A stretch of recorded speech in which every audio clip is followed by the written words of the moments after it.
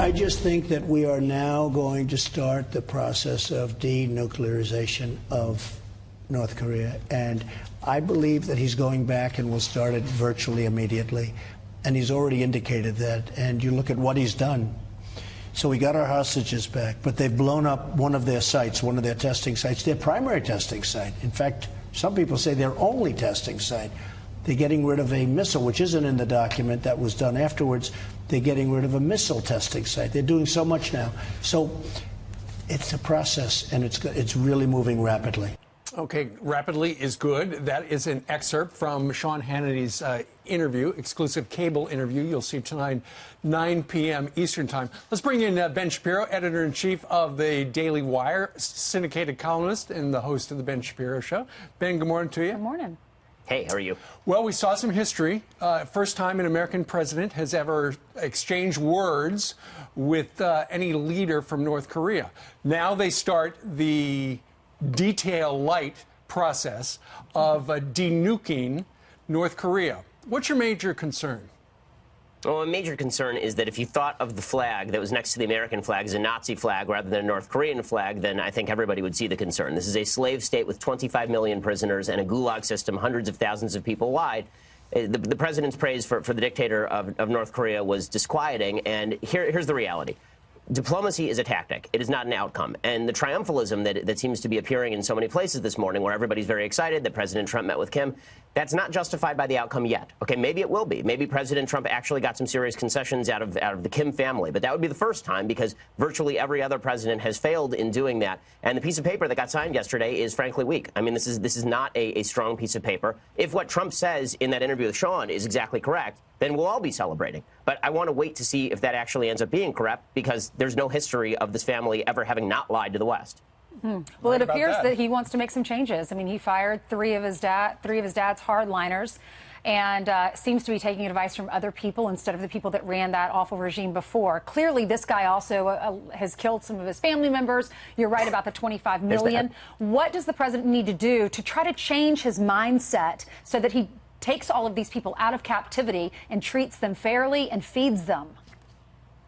Frankly, I think the best thing the president has done thus far has been all of the strength leading up to this particular summit, not the actual summit itself. I think that when President Trump was demonstrating full scale that he was willing to do whatever was necessary in order to denuclearize the peninsula and to ensure that North Korea eventually transitions into a place that is more friendly to human rights, that's a lot better than going there and patting Kim Jong-un on the back. I don't understand, frankly, why we would have a summit like this from the president of the United States shaking hands and giving a thumbs up to a dictator when the president, we are the greatest country in the history of the world. This is the freest country in the history of the world. And putting the flag of the freest country in the history of the world next to the flag of an evil dictatorship and then praising that guy, we didn't have to do this. The guy's a tin pot dictator, and treating him as though he's an equal world leader seems to me counterproductive. But listen, I could be wrong. President Trump's proved me wrong before, and I'll be happy to admit that I'm wrong on your air as soon as all of the things that President Trump promises actually come to pass. The tradition is you go ahead and you have all your Secretary of State and people, the Undersecretary of State, work out this deal.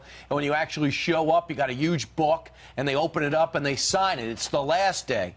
This president is doing everything different from day one. I don't think I have to explain that to his biggest fan or his biggest critic. So the one thing he's doing different is we're going to break the ice of 70 years. We're going to start with the meeting and work our way backwards. So I think a lot of this is faith-based, right? A lot of this is faith-based. If President Obama had done this, I would be crushing him today. President Trump has done this, and we're going to have to see how it comes out in the wash, because the fact is that President Trump has not been as weak in negotiation, not nearly as weak in negotiation as President Obama was. So the outcome is going to determine whether this was a historic turning point or whether this was a debacle. Well, he was asked during his press conference a question regarding, what if they don't really, you can't verify, they might cheat, stuff like that. What are you going to do? And he said, I'm not going to talk about that right now. He said, I am willing to do anything to save the lives of 30 million people.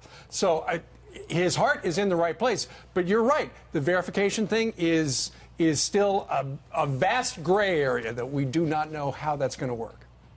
Exactly. And my feeling here is that, again, the president could have said all of these things without necessarily going and being so kind to Kim himself. But maybe the president is right. It's possible. He always obviously bases these sorts of negotiations on personal relationships. He feels that he's forged a good personal relationship with Kim Jong-un. Again, I'm deeply skeptical that Kim Jong-un and President Trump are going to be besties and that this is going to suddenly change the world. But I'm happy to be proved wrong. For the 1,000th time with President Trump, I'm happy to be proved wrong, but I can't be super optimistic in seeing what I'm seeing when the president is praising on stage a guy who is as evil as this guy. Then what do you think really happened to Otto Warmbier? You know, the president said he didn't die in vain, that we wouldn't be at this place if the world had not seen what happened to Otto. What do you think really happened to him?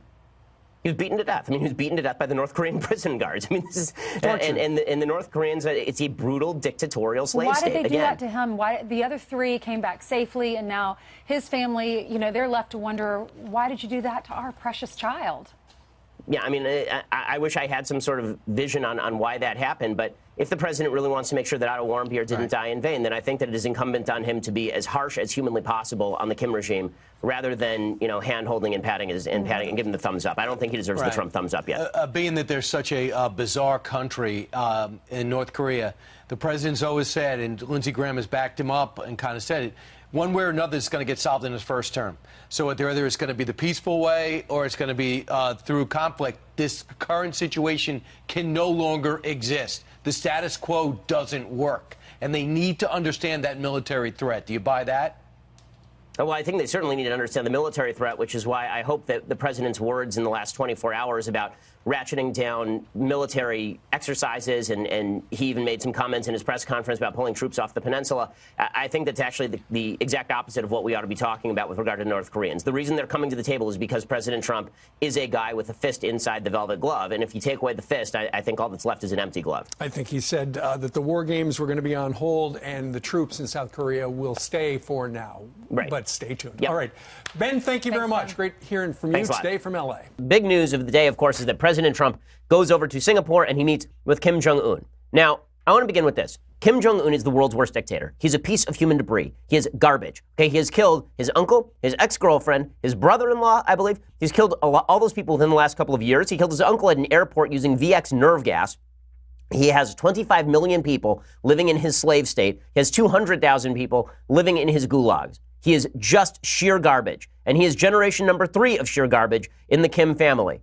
A North Korean defector talked a little bit on television yesterday about the people in North Korea and the fact they don't even know that they're slaves because they've never seen the outside world. In order to understand how horrible North Korea is, you have to understand that at night, when you take a photograph from space of North Korea versus South Korea is all lit up like a Christmas tree. In North Korea, there's one light, and it is at Kim Jong-un's palace. Legitimately. Okay, here's what a defector from North Korea said about North Korea. How bad was it in North Korea when you were there? It's hard to say because, I mean, I thought I never knew my country was isolated. People in North Korea, they don't know that they are slaves. That's why, if you don't know you are slaves, how do you demand to be free? Okay, so the bottom line is that this is a slave state. It is run by one of the world's most evil families and the world's most evil human being at this point in time. Now, the reason I point this out is because people are treating the summit with a bit of frivolity. They're treating it as a giant celebration, a coming out party for Kim Jong-un. And that is completely inappropriate. The only reason that we're meeting with Kim Jong-un is because he's been testing his nuclear weapons and because his family has been pursuing nuclear weapons and lying about it to the West over and over and over again. And lest we forget, these lies have been continuous and repeated. Okay, the Kim family has lied no less than 8 times since 1992 to the American government about denuclearization.